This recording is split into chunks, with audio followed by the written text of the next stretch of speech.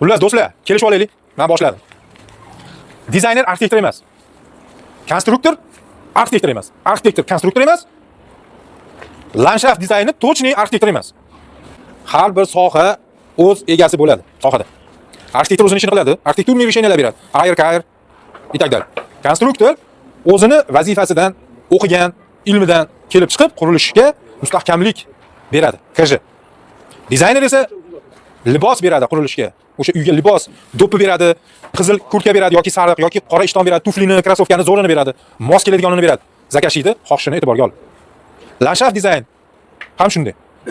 Binodan, ob-havodan, iqlimdan kelib chiqib, o'sha joyga mos dizayn landshaft qilib beradi. Lekin hamma yoqqa aralashadigan, hamma yoqni bilaman degan mutaxassis yo'q. Lekin asli mutaxassislar ham yozib qo'ygan. Uni ajrata bilish uchun saviya bo'lish kerak yozgini qurilish sohasida. Yoki odamlardan ajratish, odam bilan gaplashganda psixologiyasini tushunib, u nima deyapti, rost gapiryaptimi, yolg'on gapiryaptimi? Mana meni o'zimga ko'p chiqadi odamlar. Men mutaxassisman deb yozib olgan, какое-то количество подписчиков yig'ib olgan. Aql yetmaydi. Da, KJ bilan ishlasak biz aql yetmaydi, so'raydi. So'rasa biz xursandmiz. E'tibor bering, kuzatib boring, mana shu mavzuda qattiq yoritamiz. Odamlarga qancha tushuncha bersak, qurilishlar xudo xolasa baquvvat bo'ladi.